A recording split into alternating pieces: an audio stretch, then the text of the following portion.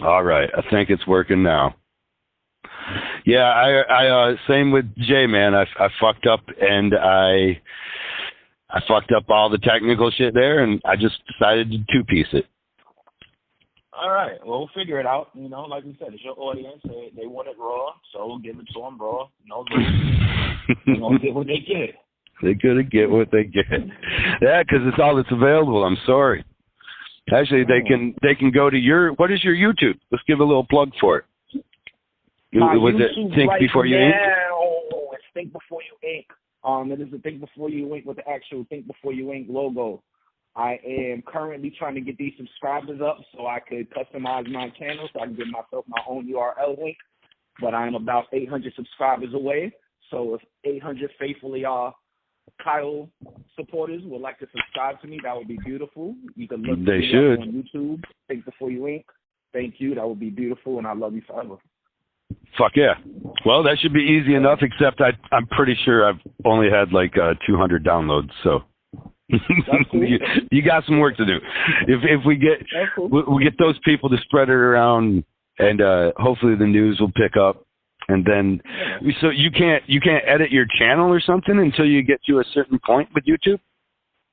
So now you need 1,000 subscribers on YouTube before you could give yourself a custom URL link.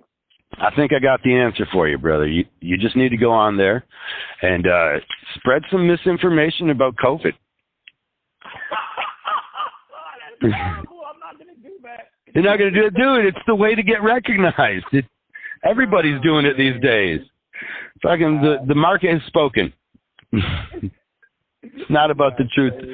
It's about the lie. I mentioned that somewhat because Jay's got some conspiracy leanings. And I was talking to him, and he kind of misrepresented a study that come out of Finland, if I'm understanding this correctly, about the COVID to me. So I have a little misinformation on my page already. We'll see how it does. Okay. I'm hoping if I guide enough people to straight to their death, then people will come, to listen just so they can hate me. All right. That's exciting. You let me know how that goes, and then if everything works, then we'll gotta redo my episode, put it after. With a little more hate. I'm going about this now the Jake Paul way. That's what I'm calling it. The Jake Paul way. I like that. That kid's pretty amazing. You watching any of the shit he's doing with fighting and all? Yeah, I tune in here and there. I'm not big on it only because I feel like it's definitely just degrading the sport. And I never boxed, but I respect the sport. Right. So I can't support what he's doing for the whole boxing community, but for what he's doing for himself and his personal gain, he got it. Now, how about what he's doing for the MMA community? Are you familiar? I don't know what's happening there. Well, I'll preface it, or I'll try to explain how I see it. First off, I have to kind of start out with, I've been watching Jake Paul since my son was like 9-10 years old. I've just been watching him over my son's shoulder because my son would occasionally watch him on YouTube. I very quickly decided this dude's a fucking douchebag, and I don't like him. And I didn't even know if I liked my son watching him. And then my son decided of his own accord, this guy's a fucking douchebag and I don't like him. And I was like, oh, cool, right? However, me neither. Yeah, I'm glad you're of my ilk. We're all the same. I'm glad because we're familial. And then I noticed that when Jake Paul he was hugely hated, and probably rightfully so. He was making, money on YouTube and putting it in people's faces about the money he was making on YouTube. It seemed like the most things that he was doing on YouTube was making people angry about having money from making people angry on YouTube. Okay. I feel like he applied that to the fight world, and not that he's the best fighter. He's certainly not I don't know that he's not a bad boxer, but he's still certainly not a great boxer. Yeah. He's a good boxer, but he is great at promotion and using the energy that people give him for hate to do his own good in his world, you know. I respect that now. However, I've also seen that he is now, are you familiar with Francis Ngannou? I don't know if I'm pronouncing that last name right. Nope, and even if you were not familiar with him. Well, he is one of the best fighters.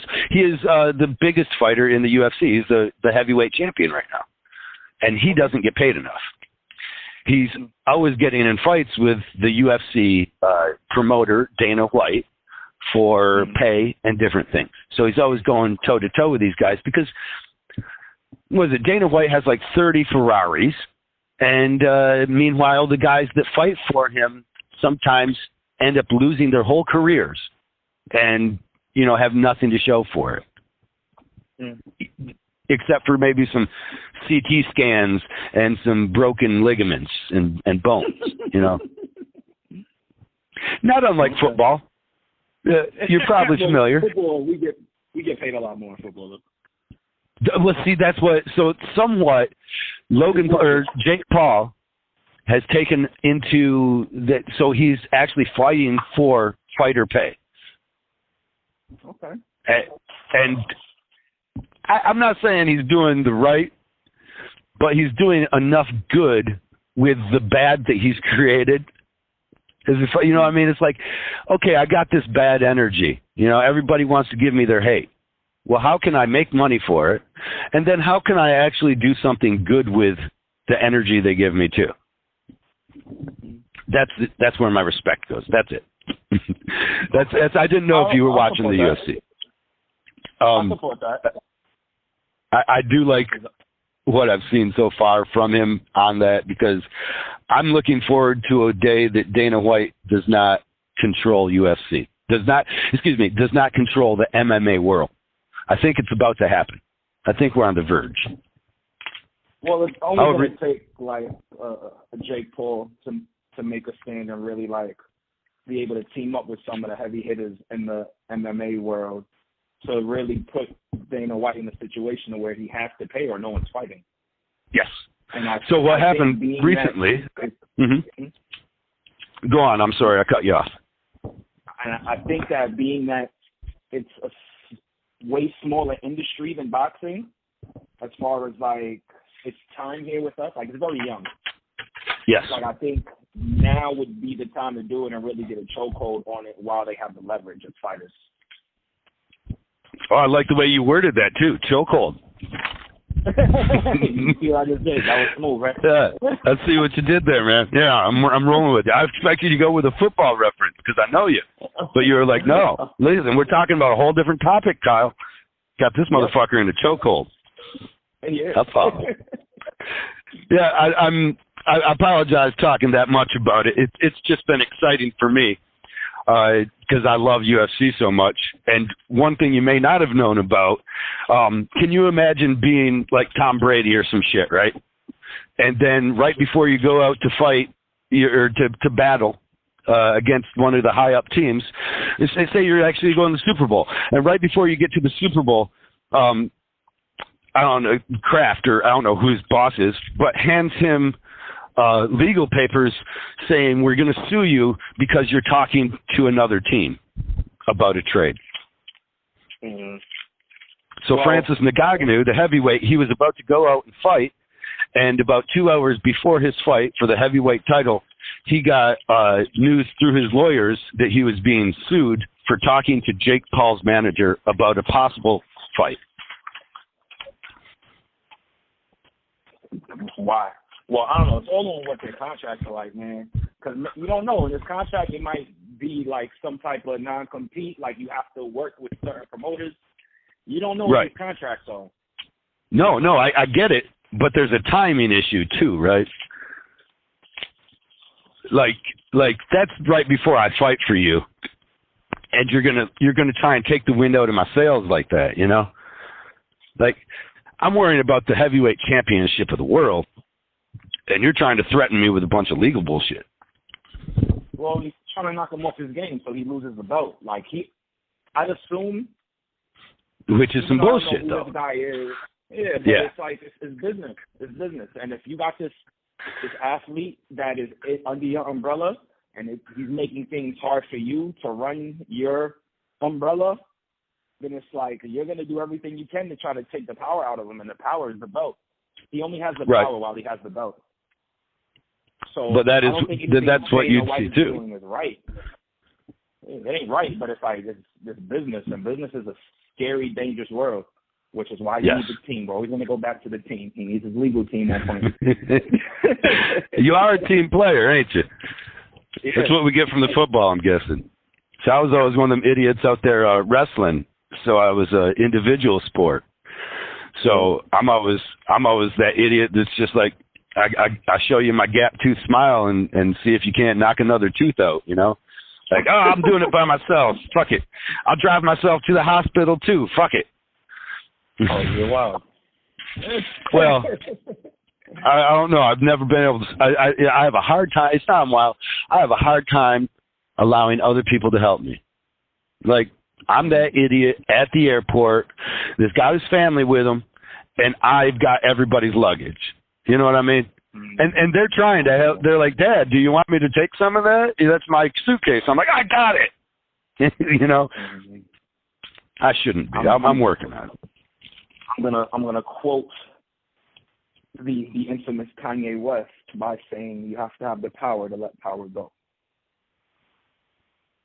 Okay, yeah. I get that. That's almost like no, it's not. I was gonna try and give a quote from his nemesis 50 Cent about some shit like that too, but I can't even remember what 50 said. Something about growing up, I don't know. Okay. So, besides tattooing and entertaining, is your YouTube channel an entertainment channel then, or is it an info channel? It's going to be a little of both. Right now, we want to get these interviews out. The whole premise of the interviews is to help bridge the gap between clients and artists. I feel like what's happened in our industry, it's great that these TV shows are commercializing us and making us kind of seem like celebrities to people outside of our industry. So it's great because it builds up the notoriety, but I also feel like it's becoming a little detrimental because it is creating a weird space between us and our clients. Like I feel that. I don't know if you deal with it, but it's like, yeah, you probably. Well, they all seem to. Client, yeah, they all seem to think they know something, right, from TV. Like, I know to get you to do the best work, I have to let you do what you want. However, I don't want to let you do what you want. So now I'm going to try and trick you into thinking you want to do what I want. And now we're at this fucked up place where, like, are we even on the same page? Like, I want to do the best tattoo for you. You want to try and like you want to try and manipulate every little aspect. I had a guy send me a picture of 2 tattoos. He wanted a sleeve. He wanted it to. He sent me one black and gray sleeve, and it was beautiful. And it was only 3 things, and it was from wrist to upper shoulder, and it was only 3 things. So it's like a hockey player holding a Stanley Cup, a close up of that hockey player, and then a picture of that hockey player on the ice. Each with a little less detail. So the portrait, of course, a lot of detail. The silhouette, obviously, is just a silhouette. And then the guy on action on the ice was kind of less detailed too, because it's in motion. Beautiful tattoo. Then he sent me another picture that was more like the thing he wanted. It was a horrible tattoo. It was just a quarter sleeve, and it's like a quarter sleeve of everybody that ever played hockey ever. Like, all crammed into this small little room, and all around the Stanley Cup. So then he wanted me to, he was like, listen, I want it to look like this tattoo with only 3 things. However, I want you to put 7, or I think it was 9 different hockey players in it. And it all was supposed to be in one tattoo, of course. I feel like that's kind of some of the, well, he didn't, no, he was prepared to give the time. But like, to me, the funny part was that Well, the problem with these things is they go against. So you want the feel of this beautiful tattoo that only has 3 things, but you want to shove everything in the world into it. It will never be the same. It will never be the feel of that tattoo. Yeah. I feel like that's a part of the disconnect that we get sometimes left over, because this guy searched it online. He found these 2 images. You know, one had what he wanted and one was what he wanted, but it looked like crap. But he couldn't bridge the difference to see that his tattoo would look like crap if he applied the same principles. But I think that had something to do with the TV shows. You know, as like you say, now people come in and they think they have an idea of line work or background or coloring or whatever they've, you know, keywords that Mr. Toothpick focused in on for the day of the critique. And so now they feel like they have a control on it. Yeah. If there's a conversation that can be improved, it's certainly the one between artist and client. And hats off to you for attempting it. Yeah, I don't know if I can ever help. I don't know that I can ever be, if I can ever be concise enough to give a help in that. But I'm happy to do it. If you ever, Okay, I appreciate it. So, like, with these interviews, what we want to do is, like, definitely number one, kind of bring our clients back down. I don't want to say to reality, but just down eye to eye with us, to where, like, they don't need to feel like they need to address us like we're on TV. Oh yeah. By thinking too much, or thinking we're something we're not, just off of what they see of us on TV. Right. And then also make it so we are a lot more personable with them, so where they feel like they can get in touch with us. Because I know I run into people every other day, and it's like, yo, Rich, I've been trying to get in contact with you, but, you Hollywood, you big time now. And it's like, I'm really not. Right. You weren't trying to. No, I know that one. Because all you had to do was a book. It's very simple to get in contact with me. So it's like trying to bring down to serve our clients, because I do firmly believe that, granted, we are artists, we have these visions, we can do these amazing things with these tools that we have, but without our clients, we're nothing. So if we can't close that gap and put us back on the same page, I think it's going to be very hard for us to really grow this industry at the scale we'd like to, just because our clients are going to feel so separated from us. I follow. That makes sense to me, because they're me doing a tattoo, but they have nothing to do with the tattoo. Like, it's really about everything else that happens in your session, like how much you learn about your client, how much your client learns about you, about these relationships that you form with your clients. And at the end of the day, it becomes like your own family or community amongst you and your clients. So that's really what I'm trying to highlight with these. Are you familiar with the term pretty girl syndrome when applied to the dating world? Nah. That's where a pretty girl... It sounds exciting. That's where a pretty girl can't get a date because everybody figures she's unapproachable because she has so many dates. Yeah. And then after Ink Master, I kind of felt like that happened. Like, suddenly everybody's like, yeah, I want to get tattooed by you, but, you're super expensive. And you're like, I haven't changed my price at all. Like, I'm the same fucking price, motherfucker. Right on. I did have to change my price, actually. I had to, so. But originally I didn't change it. But I think that I had to change my price just so that people would take it seriously. Does that make sense? I get it. Like they just wanted a small tattoo from me. And if I would be doing small tattoos all day. Just stupid, ugly, I don't even give a fuck about tattoos. And they would do that because they're like, oh, so now I got like a $600 minimum. So that now we do good work. You know what I mean? Yeah. Like, I'm wasting my time. Sometimes you do one of them small tattoos, and you'll fucking put 2 hours into designing it, and 10 minutes into tattooing it. Yep. Yeah. You're familiar. Ain't your first rodeo. No, man. So that's what you're addressing then, it seems. Yeah. One of the things they said, it makes a lot of sense the way you say that, because it is important to bring us all down to the same level, because if they're talking up to us as artists, then they won't offer sometimes their ideas or opinions that could be important to the tattoo. Yep. Because they'll be so scared of.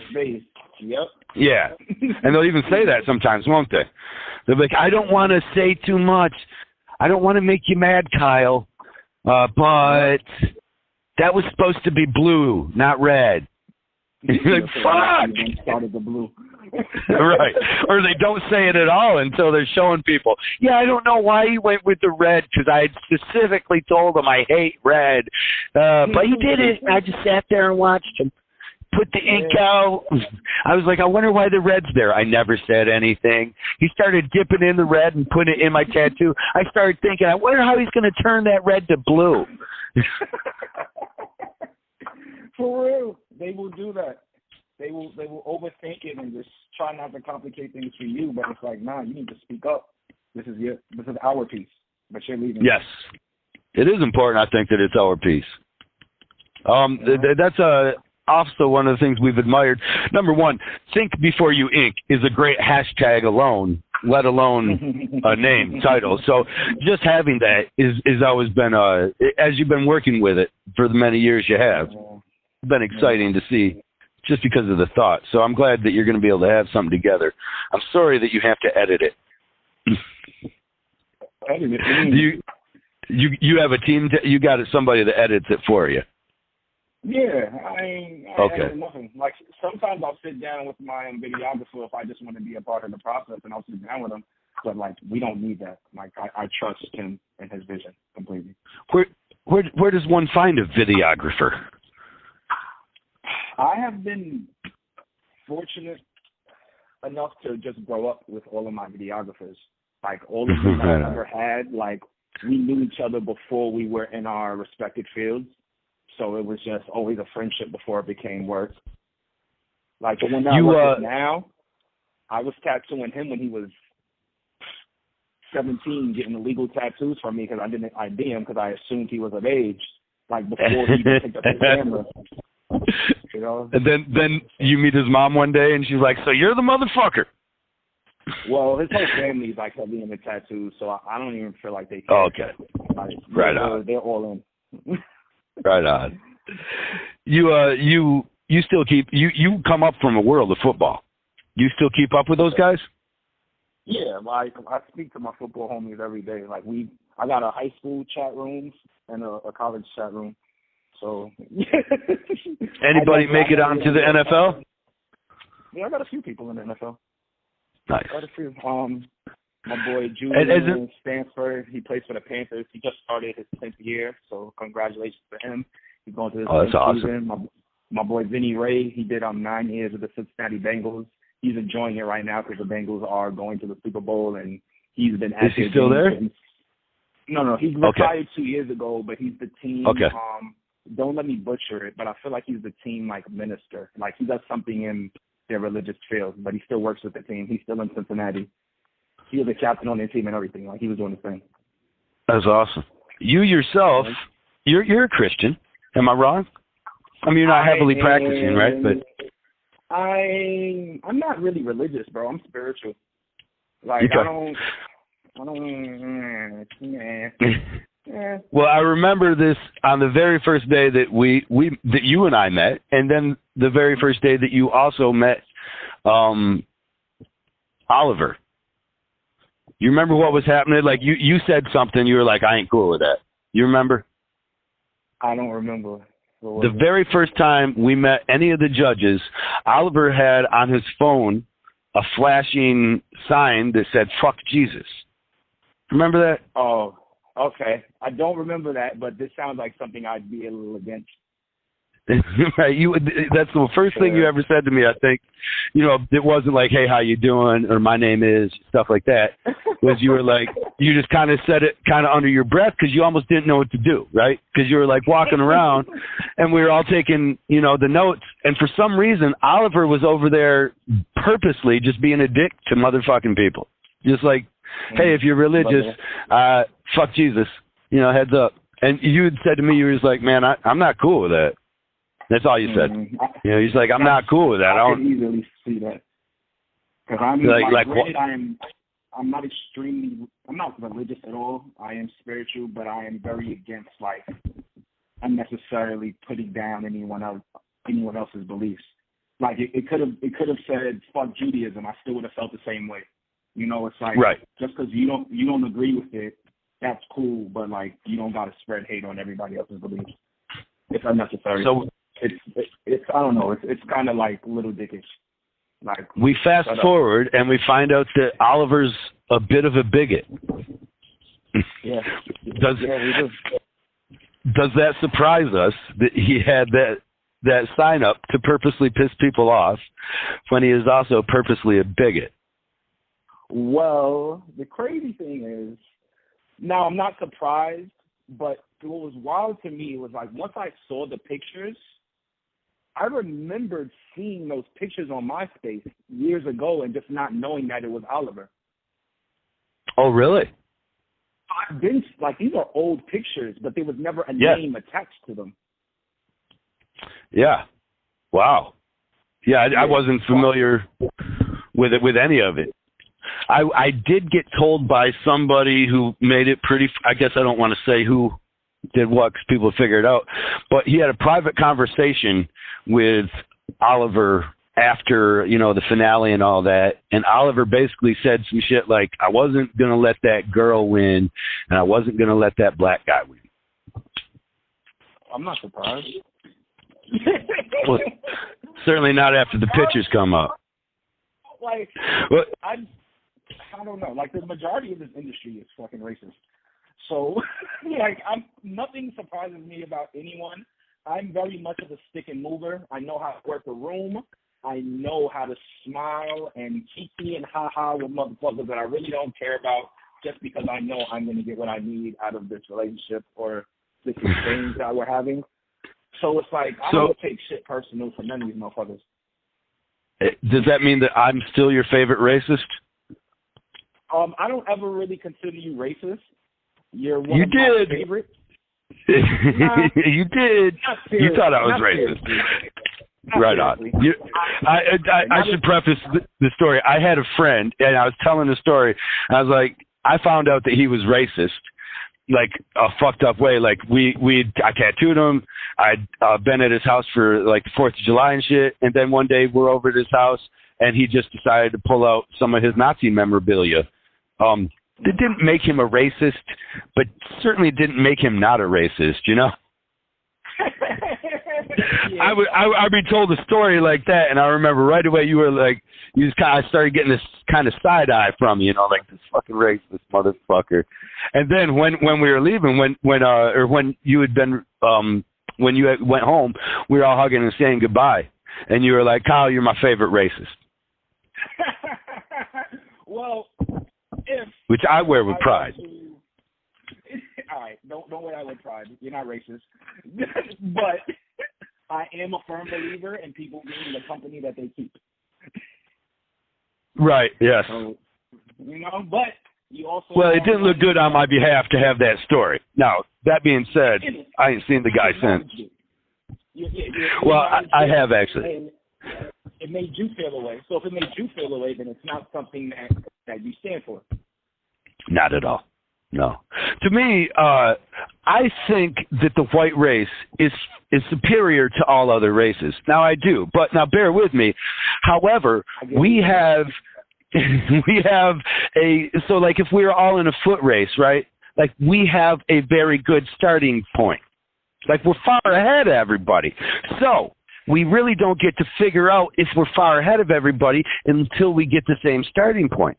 So I really want equality amongst all the races, so then I can just finally be like, see, yeah, we're the best. Like, yeah. So where I think you differ, and which is why I say I won't ever call you racist. I feel like there are people who are Dude, I was racist. bullshitting that whole thing. Hold up now. Don't even. I don't believe that for a second. I gotta stop that. I thought you were gonna call me out on it. No, like, yes. That's real shit though. That's real shit because, like, it is a fact that no, I won't say the race is superior. No, but the race has a mile of a leg up. So the starting point is just a lot further. Like, for what? That's the white privilege that a lot of people don't know about. They don't get it. Even if they're white, they don't get it. I experienced it because I got off on a speeding ticket once, and I knew it was because I was white and in the right area. I was like, oh, we're in racist-ass Mount Morris. That's why he's letting me go, is because he thought I was black because I was dancing. I look black when I'm dancing. So when I'm driving, I can't dance because otherwise they pull me over, man. No, I'm kidding. Yeah. But yeah, it is what the fuck it is. And did you think that was racist? Do you feel that racist Ali had anything to do with your removal or judgment? Do you think it played into any of it? Now, with all of the fuck shit that happens behind the scenes, I do stand for and believe that if you do a fire tattoo, they can't send you home. Right. So I do believe that the ball was in my court for the majority of the time. And, like, if I would have just popped out some fire tattoos, it's kind of like it would force them to have to change their script. I feel like that somewhat, but I've never reconciled properly seeing Craig go home without imagining something really fucked up. You know, like they said it was so that we didn't end up doing, or that Craig didn't end up doing a bad portrait on somebody. But they didn't mind somebody getting Roland to do a tattoo of the X-Men on him, which was a portrait. Maybe because it was TV, and he was able to kiki with them. Like, he was easier to control. Right, but so when they use the excuse of getting rid of Craig because he's going to do a poor portrait on somebody, I feel like, well, that's bullshit, because look at, you let Roland do a portrait and you knew he wasn't ready to do one, you know? But it's also in relation to the rest of the artists. Like, when Craig got eliminated, I don't feel like there were any trash tattoo artists. Do I feel like he should have got eliminated? No. I damn sure don't feel like he should have got eliminated. But I felt like, being that everyone in the house was solid enough, right, it gave them a way to just eliminate Craig, because it was like, all right, everyone's solid. He's not giving us exactly what we want, so we have to let go of him now because it might get harder later. Yeah. You know, it's all in relation. There's no way Roland would have lasted past episode 2 on our season. Not to say anything bad about him, but just talking about the work that he put out on Ink Master. Yeah. No, he's all in relation. He certainly, and he's journeyed quite a bit since then too. Obviously, we all did. Even Mystical is a far better artist than he was originally on the show. Hey, actually, you're around. You see him anywhere? Because he's out there in New York with you still. No, I don't see him in New York ever. I bumped into him at a few conventions, and I feel like one of the first conventions I bumped into him, and like his ego was all the way up. So at that point, it was kind of just like, all right, I'm gonna just give you a quick little jiggle wave if we make eye contact and keep moving. But I'm not gonna sit here and chop shit up with you. I'll tell you, I've learned a lot about that kid. His ego is different now. Like, he actually, I hope to have him on the show so he can, I just called it a show. I hope to talk to him again with an audience and see if he can tell me to say the same things they said to me. Not because they're you know, they're not crazy. It's just like, it gave me, when he told me this recently, he confided in me something that made everything else make sense. You know what I mean?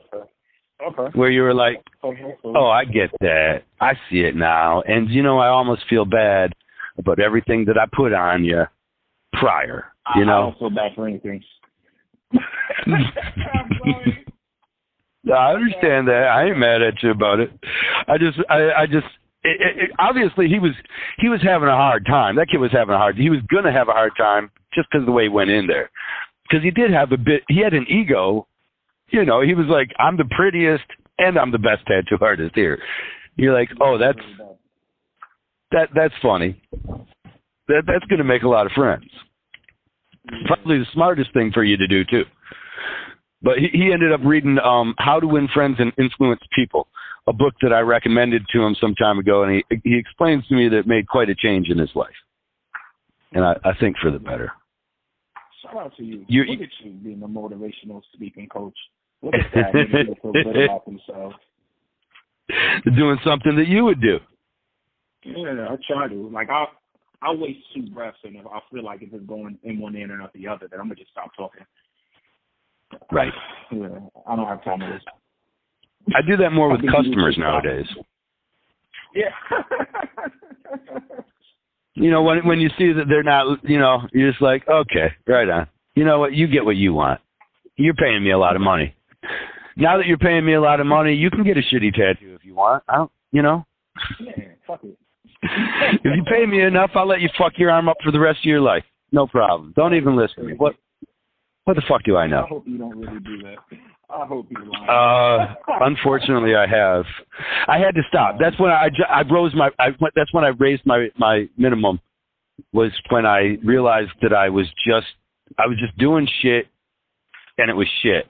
You know, and I was doing it like I would get up to the point, and they would, you know, be like, well, I'm thinking like this. And I would argue with them for long enough that I'm like, why isn't this making any sense?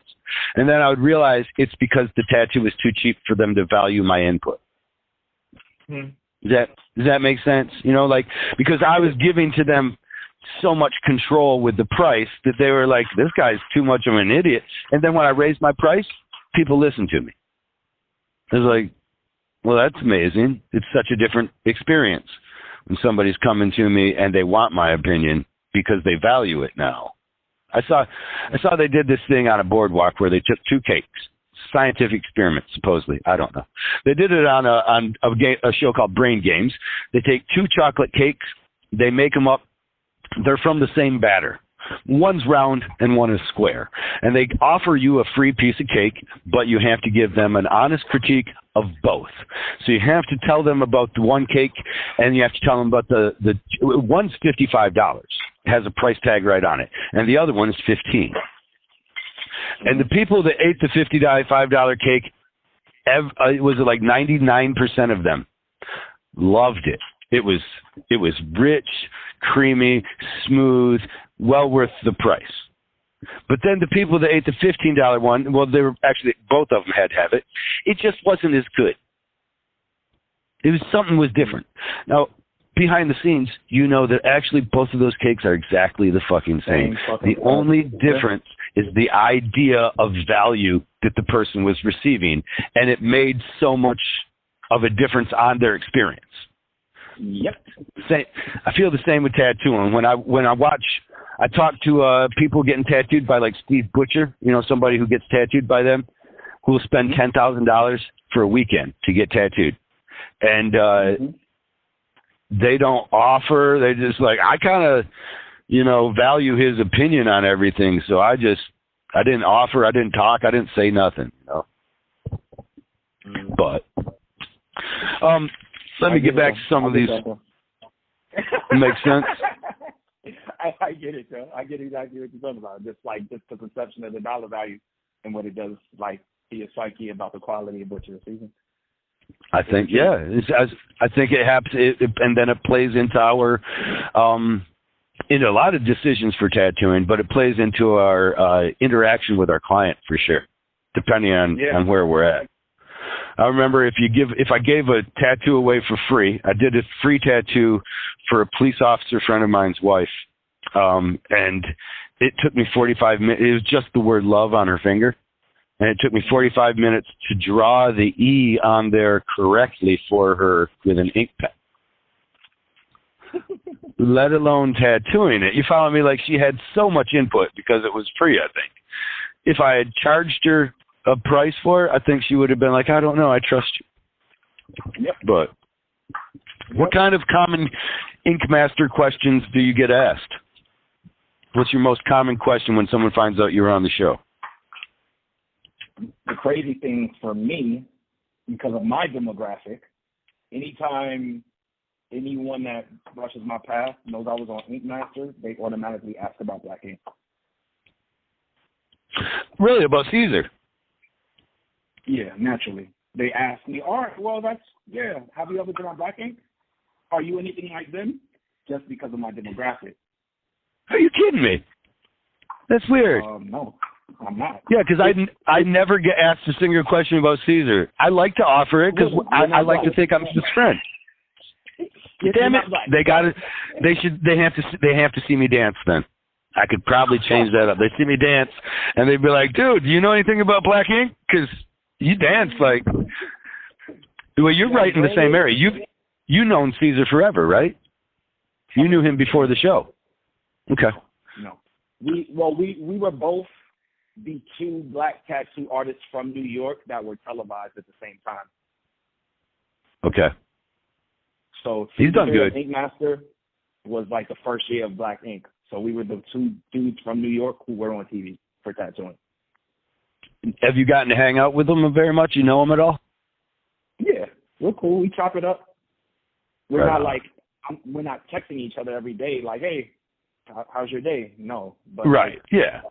No, if shit got to get handled or shit got to get done and we could work pieces, then we'll work pieces. Right on. Have you ever worked out there at Black Ink? So I have a Black Ink contract for a season, but we couldn't get the story to stick.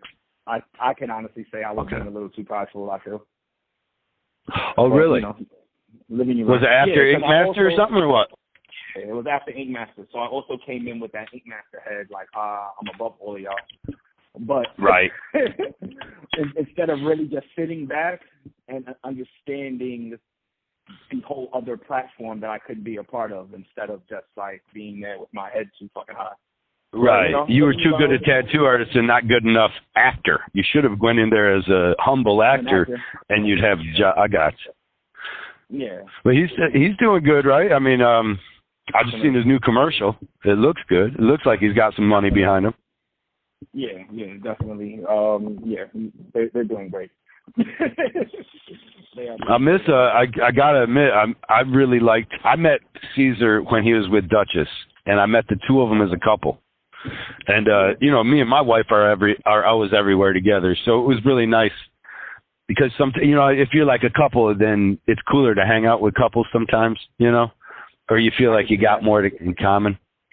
So I kind of missed that him and Duchess broke up. I can't watch the show no more because. You sad now? Yeah, it's like I'm sad about it. Is that? And I guess she was cheating on him. He was cheating on her. I don't know which is what, but yeah, it hurts me a little bit. I was like, and I guess what I did see is that new girl that seemed to be the girl he was dating or whatever. The new girl, she seemed like a real royal cunt to me. So I didn't want to. I was like, man, I don't even want to eat dinner with these two. Like I love Caesar. I'll hang out with Caesar anytime. But if I got to deal with this fucking Prada wearing bitch, that's judging my wardrobe all the time, and tell me I can't hang out with it because I ain't got the right shoes or some shit. What made you feel like my Jordans are fine. Actually, I never met her, so I shouldn't even say. I'm judging her, aren't I? I'm doing the very thing. The very thing I accuse her of. No, and it's just the show. That's what it is. Because she was good for drama. I don't even know if she's still around, but she was good for drama on the show, and so I only know her from the show. What you're doing right now is what I'm trying to get clients to stop doing to us. Is prejudging. You just judge off of what you see from her on the show. Yeah. Yeah. So you're saying you don't want to be judged from what you did on the show is what I'm hearing then, huh? I don't now I don't mind being judged because I do feel being in this space that we're in, we are industry driven kind of community. I think as long as someone has an opinion about you, you will always have a light on you, and that will always be good for business. But I would hate for people to be glued to their judgment or opinion of me just because of what they saw of me on TV without getting to know me. Like, if you're going to judge me but then create a space to now get to know me to see if your opinion sticks, then great, we can do that. But if you're going to be, like, so gung-ho to what you saw and what you think I am, then you can keep it. How you dealing with all that Ink Master royalty money? What's that? You know, all that money that you got when Ink Master was put on Netflix. Who got in check for that? You got in check? You didn't buy a new car or anything with it? Like, yeah, yeah, man, I got a whole new wardrobe and shit off that. It's not what you did, huh? I would have bought some fucking stock. That's what I would have did if they would have given me a royalties check. That shit would have gone right back into the market. I don't know about time. But, like, I remember you told me when Trump was in that you was getting into stocks. You still doing it then? I was in stocks from the '08 recession, bro. Oh, good on you. Well, fuck yeah. Well, you got me interested in it, and so I didn't do any stocks because, you know, I'm lazy. But my wife, she studied up, and she did all right and got us a little bit of a portfolio going now. There we go. That's all it is, man. That's all it is. Don't look for the Teamwork. home run swing. Yeah, it's not the home run swing, though. You're looking steady first, like steady one-hitters. That shit will build up. What do you mean? That's what he said, right? 30, 10, 10, 20, I don't know. Whatever Berkshire Hathaway says, that's what we do, right? I got a broke at this point. I don't even touch that shit. Really? Yeah, man. Like, you highfalutin. I'm what? You're highfalutin. You bougie. Not bougie, but I'm big on a team. It's like, why do I need to wear that hat? If I know someone else that wears that hat, just bring them up. See? Hey, Halo pointed something like that out to me, actually. He says, Kyle, there's 3 heads to a business, and if you are doing 2 of them, then one of them will suffer. If you're doing all 3 will suffer. Yep, that's a fact. I think he's right. I've seen it. And that's why I'm so lazy now. Because I'm like, I would do something, but I'll probably fuck it up. No, don't spread yourself too thin, man. You got to let other people handle things. I'm pretty sure you have people around you that want to help, but they don't really know how to help, and they just need you to delegate. Yeah, no, I do. I've got I can't be as lazy as I am without developing some kind of, crew. It's like them 600-pound people, you know, and you're like, one person cannot get that fat. Like, you cannot eat that much by yourself because you will burn too many calories going to the refrigerator. You're going to need some help. You know? If you're going to get big enough to be forklift out of your house, you're going to need some help. Somebody's going to have to deliver them fucking cream pies and them ho-hos. You're going to DoorDash all that shit somehow. Hey, how'd you even get into tattooing, man? You're a football kid. Were you in art when you were in high school? I was an artist my whole life, bro. Like, I honestly didn't know I had a talent until I got to, like, the 1st grade, and I realized the kids in the class couldn't do the shit I was doing. And then it was like, okay, I guess I'm that kid, you know? So from then on, I've always just been in school in the art programs. And through... That's different. It's not usually somebody that's involved heavily with sports that is also involved with art programs. And you were heavy enough in sports to get a scholarship. Yeah, definitely. I think that as quiet as it's kept, the majority of athletes have a creative bone in them. I see that. Most of us do. I don't know why. Yeah. I really can't pin a theory behind it, but most of us are. And I was just fortunate enough to know what I wanted to do before I was ever doing it. Like, I knew I wanted to be a professional artist, but I never said I wanted to be a tattoo artist. That kind of just fell in my lap as I just continued to progress as an artist. And it just went from me being in prep school, because I went to prep school after high school before college, because I was trying to get a better scholarship. I really wanted to go to Rutgers. I really did, but it didn't happen. But I was there and I was just drawing tattoo designs for students, because in prep school, most of them is all boys, no phones, no TVs. So it's really just me and my fucking sketchbook and just a whole bunch of homies wanting me to draw their designs. And then I sold the design, heard how much the homie paid for the tattoo, and it was just like, all right, I'm leaving too much money on the table. And I just picked up a kit and got to it. Right up. What was your first kit? Some whack shit off of some whack website. It was, everything probably cost me about $250, $300 top. Was it one of those ones? Did it come with a diploma and all? It might have came with some bullshit ass certificate. Right on. They used to have that. I remember you would order the setup and it would come with something to put on your wall. It was like, I'm bona fide. I bought this shit. Yeah, like it was trash, but that shit lasted me for like a good 3 years. I made a lot of money off of that trash setup. Yeah.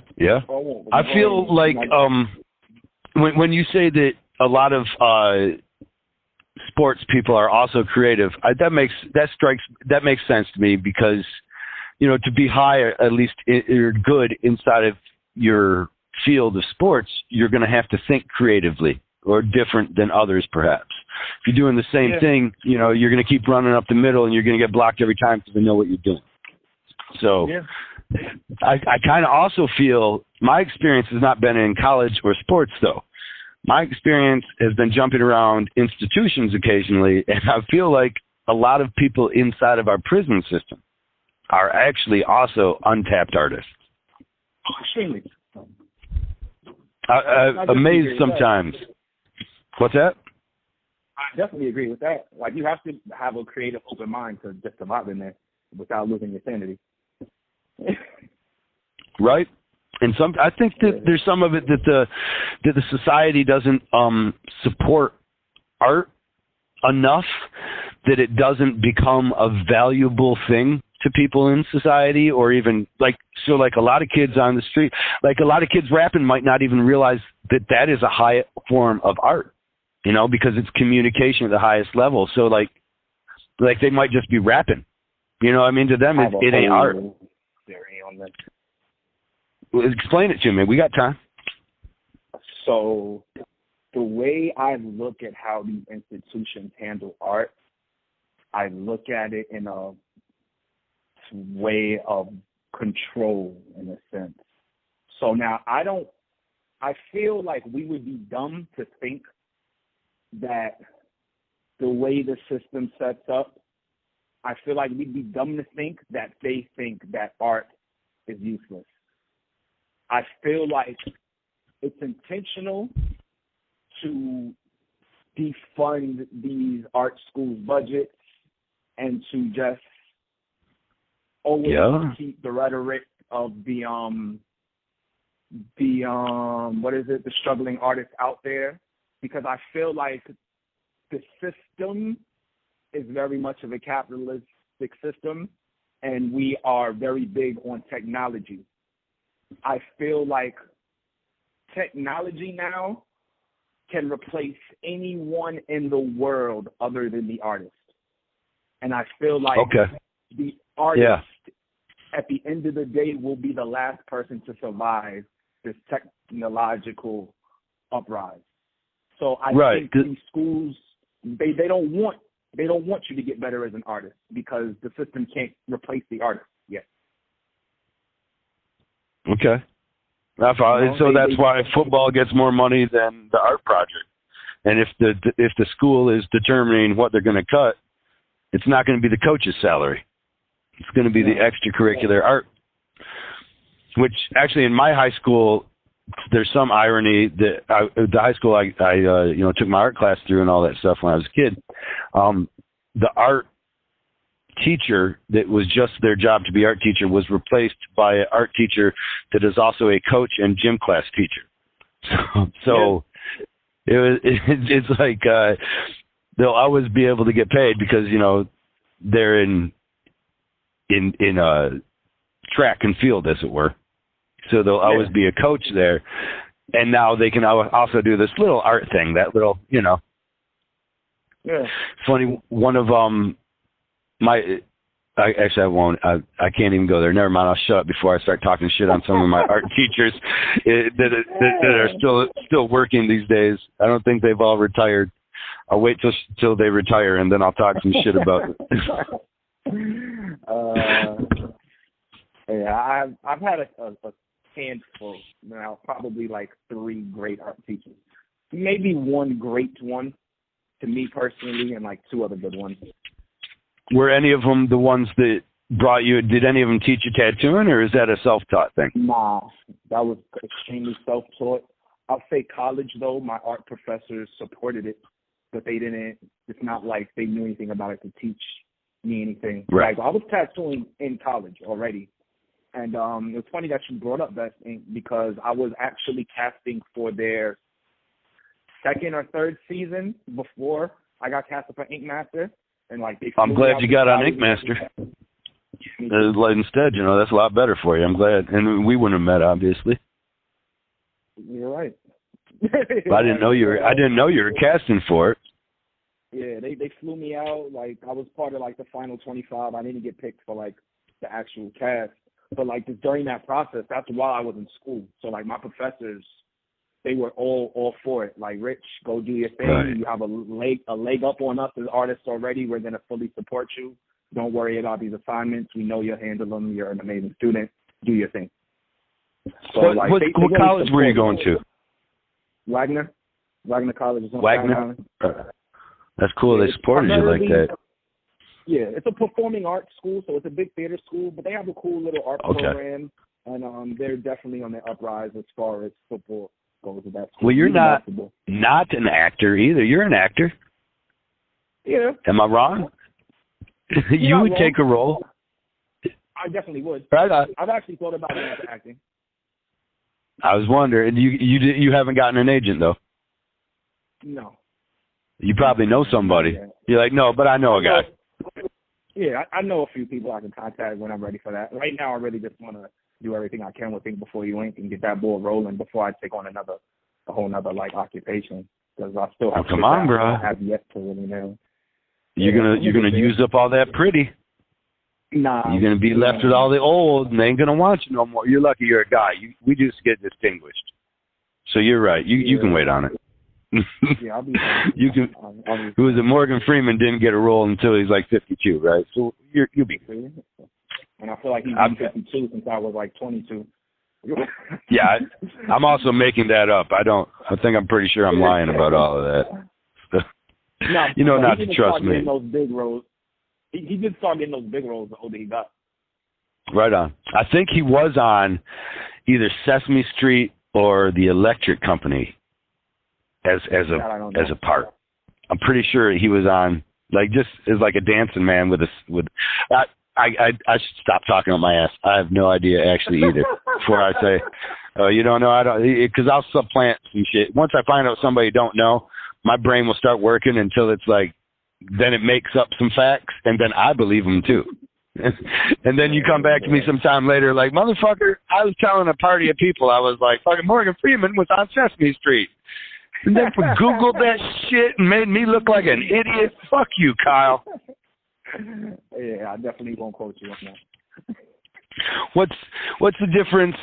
Being a black tattoo artist, there's different challenges than being a white tattoo artist. I mean, I don't know them all, but I got to figure. Is that anything? Is the reason that you were more self-taught, or did you never really look for an apprenticeship?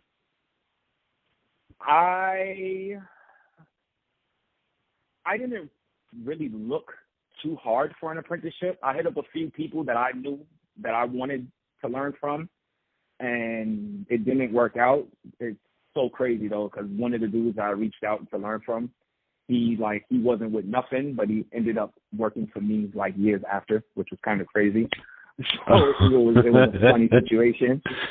But and like I've talked to him about that, and he's like, yo, I don't even remember talking to you on the phone. You know how many people would contact me to learn how to tattoo? I'm like, I get it. Like now that I'm here, I get it. But it was funny. But, did it hurt you a little at the time? No, Sticking your pride some?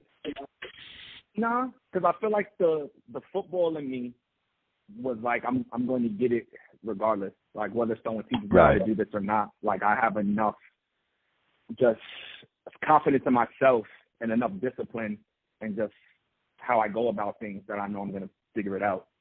So not getting an apprenticeship, it was never like, oh my gosh, the world's over. Oh, no one's going to teach me. Like I'm going to figure it out. I don't ever really put my power too much in other people's hands. I feel that. I've told people when I first started tattooing and people would come looking for where I would always be really kind and I'd never talk down to them.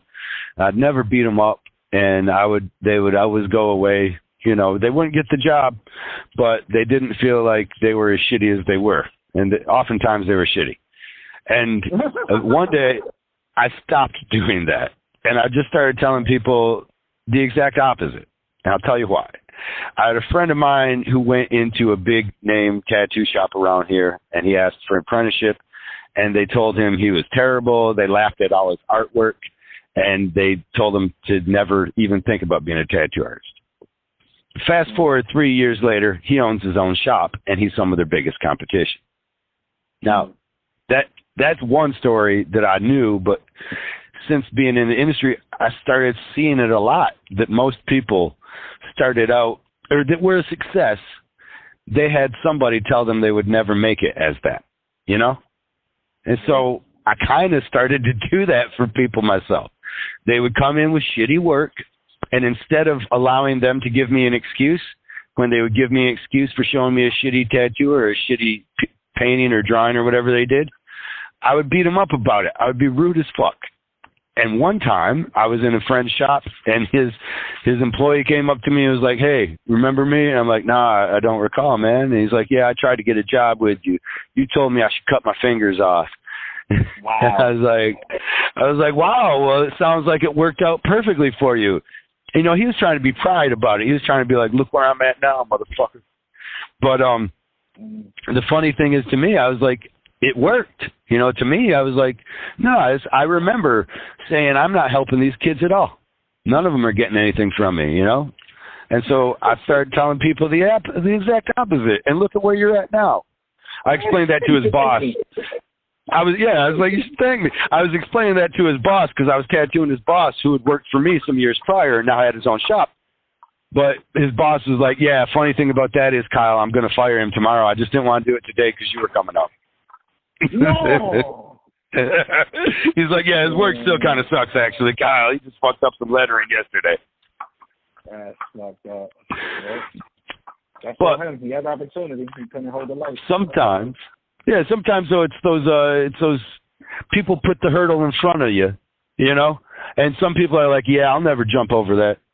And then sometimes there's people, you know, like ourselves that are like, I don't have to jump over it. I can go underneath it. I can walk around it. All kinds of shit, motherfucker. Watch. Yeah. Like when they cut off my electric, and I was like, I'm pretty sure I can get it back on.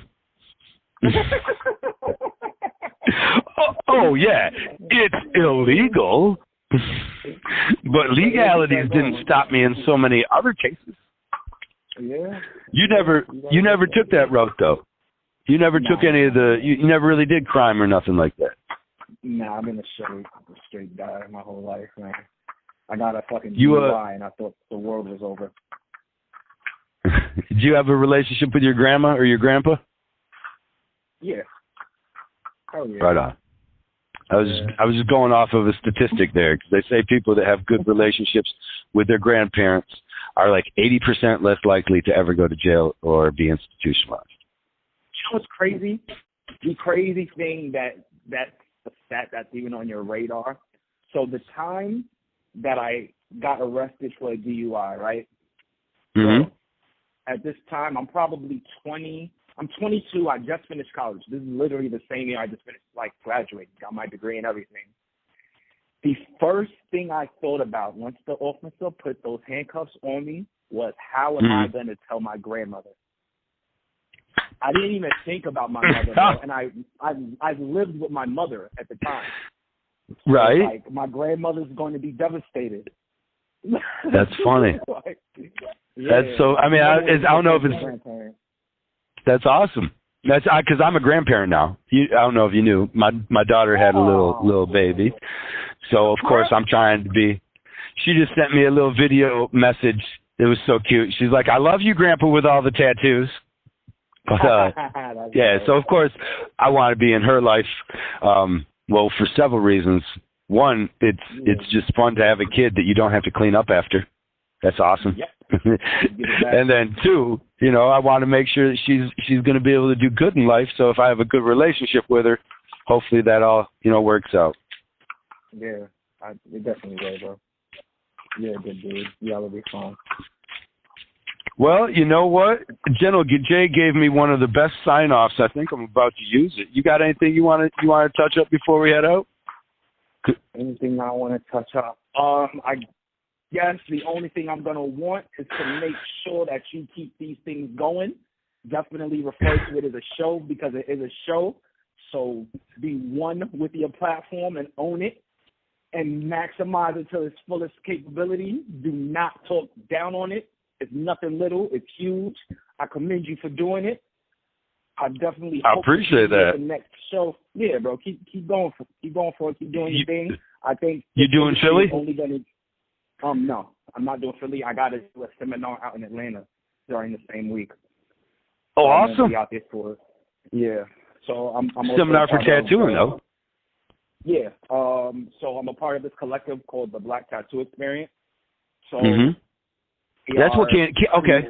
I thought we were talking about Think Before You Ink, but Candy said make sure you talk about the Black Tattoo Experience. But anytime, I watched 12 Years a Slave, so it just like so like as a honky watching 12 Years a Slave, I'm like, I don't know if I want to know about the Black Tattoo Experience. It sounds like I might come away hating myself. No, not at all. So am I going to want to be like, man, fuck Whitey, that motherfucker be screwing shit up? What is the Black Tattoo Experience? I always appreciate your honesty and your honest ignorance, and you are not afraid to ask. So just ask, always. Don't be afraid to ask. Good, thank you. It may be uncomfortable, but it's always better when you ask. So the Black Tattoo Experience. It's a collective of artists that have started a community that could be looked at as a safe space for Black tattoo artists. So, like, how you just asked, like, did I have any issues, like, coming up as a Black tattoo artist, getting in an apprenticeship or anything? So, granted that I might not have had those issues, but it's a safe space for the... Right, I asked for a reason, because it's kind of similar to the way Randy was explaining. He's like, as a gay guy, it's not like you just get everybody wanting to teach you to tattoo. And there's got to be a similarity too, because when I was coming up, I never met a Black tattoo artist. I'm trying to think the first time I did. Like, honestly, it was such a rarity, right? And a lot of the people coming up that were tattooing were like, I don't know if they were purposely racist, just bigoted, but they certainly weren't trying to help out people that were Black into their industry, So this is a collective that helps people with those very issues. Yep.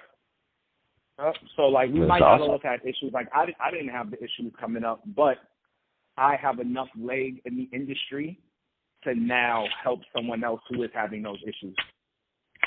That's awesome. So they do feel a lot more accepted in this space. Because you got to think, like, going to these tattoo conventions, if you're not someone who's, like, solid on your own, it could be very intimidating for a Black tattoo artist to get a booth in one of these tattoo conventions. Yeah. So, and not even not just getting it, but just showing up. Even as an artist, just starting out, when you go to a tattoo convention, there's so many, you feel like you're possibly fucking up all the time. You're like, somebody's judging me. Did I call it a gun instead of a machine? All those little things, Yep.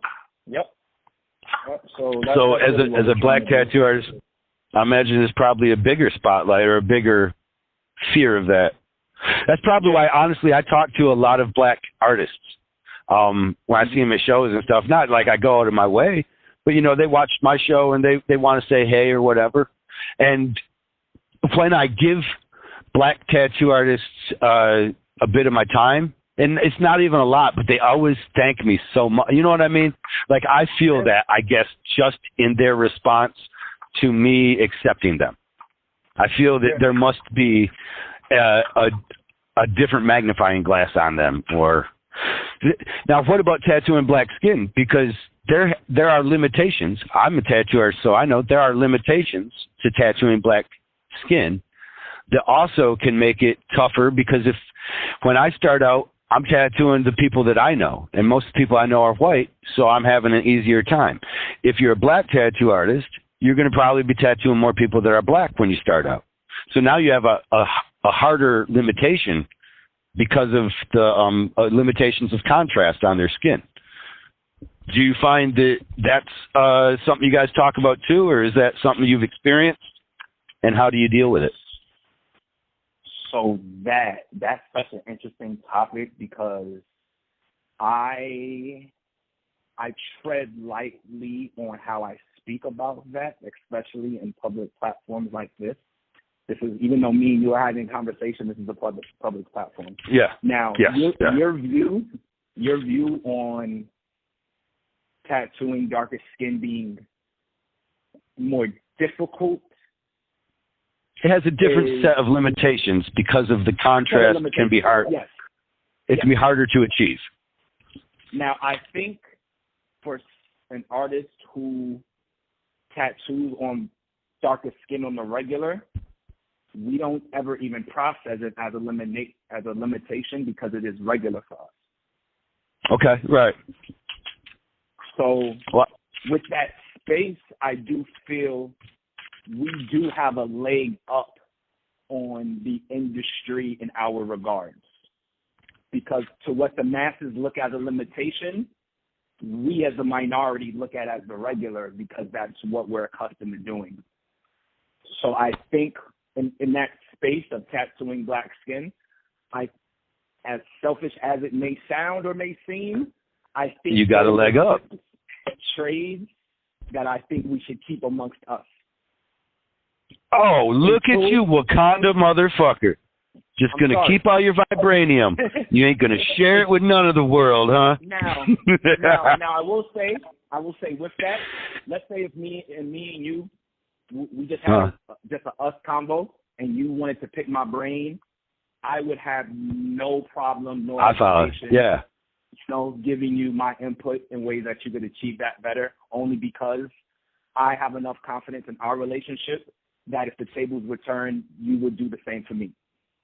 Yeah, but, yes. And I wouldn't, I understand that, not trying to get all your tips and secrets out there. I just didn't know if there was anything you would talk about on it, I guess. I'm excited to hear that too. Because it to me, how do I explain this without not sounding like an idiot? I'm an idiot. So let me just explain it. I'm an idiot. If I was black, I would probably want to get tattooed by a black tattoo artist. Not because necessarily just because of the kinship or the the race that we share, but moreover because of the experience that that person will have with my skin, with my, And now, being a white tattoo artist or a white person getting tattooed by, I don't think that would make a difference in that case. Because that person, that black person, that black tattoo artist may actually feel like, oh wow, this is an awesome experience for me tattooing white skin. So I do it less often, but I get to play with tricks that I don't pull out of my bag all the time. That I have to keep back. Yeah. You follow me? To me, it seems like it should be. It's a relatively broad.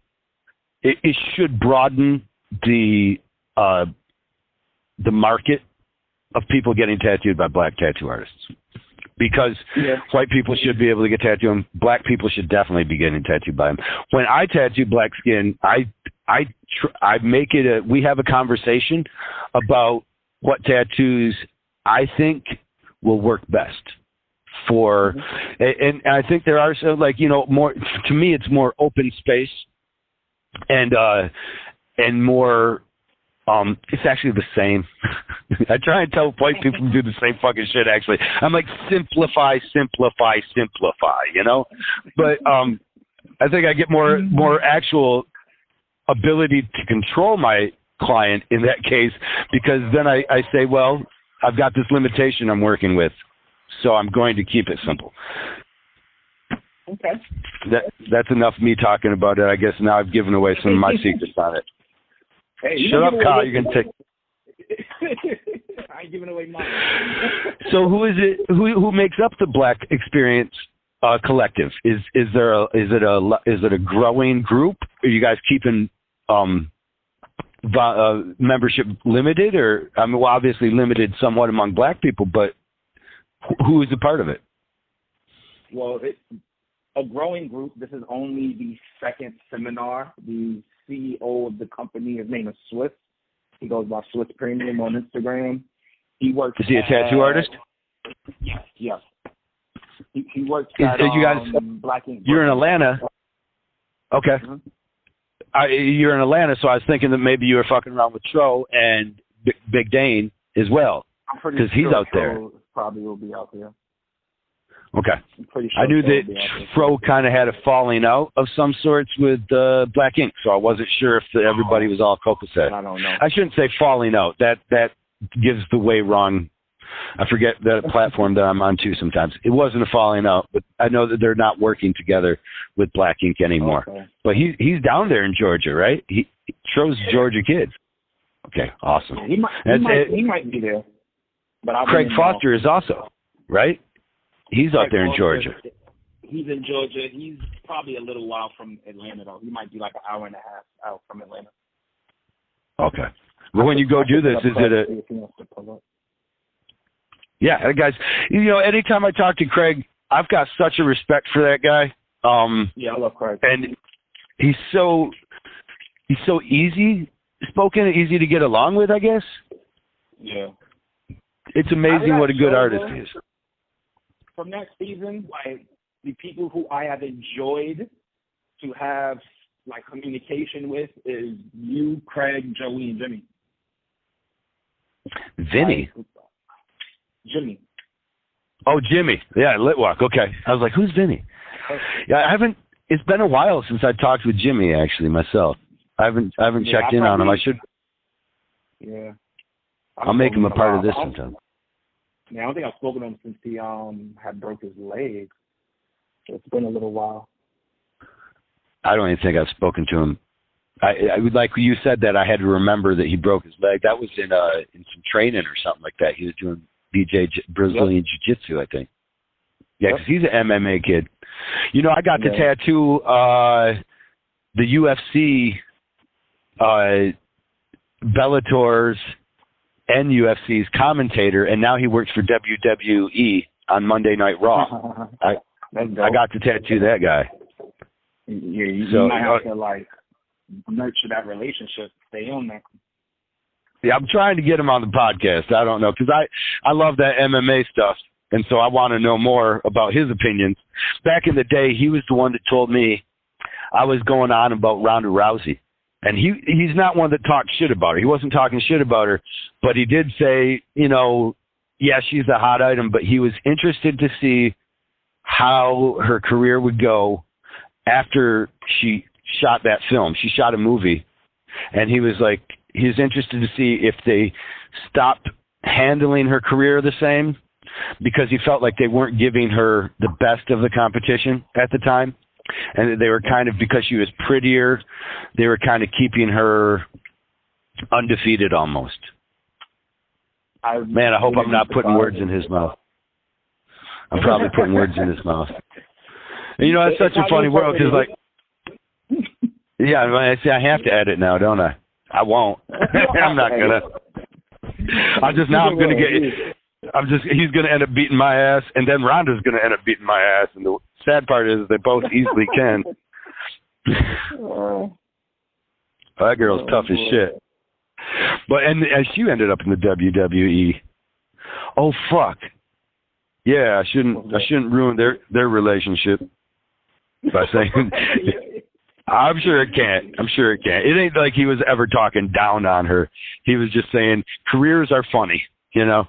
Sometimes you need to make something bigger than it is so that your thing can look bigger than it is. Yeah. Sounds like I'm talking about penises there. No, you really can't say that. No, well, it depends on if you buy the right ruler, just turn it over. That's a centimeter side. But if you represent it in inches, scratch off the CM, put the IN in there. You're good to go. When it's time to perform, though, that is what it is. Right. Hey, brother, I think I've stayed too long and I've said too much. So I think I'm going to call it. That's General J gave me that as a sign off. It's fucking awesome. I couldn't remember it when I was doing this. I did one of these with my son yesterday and I couldn't remember it, but now I can. I've stayed too long. I've said too much and now I got to go. Hey, it's been great, brother. Look forward to getting this posted and I'll get you some links to it and all that stuff. But other than that, I'll talk to you again real soon. Next tattoo show I see you at. Dope. I appreciate the time, man. I'll definitely see you, and we'll be able to do our things off camera. Awesome. Take care.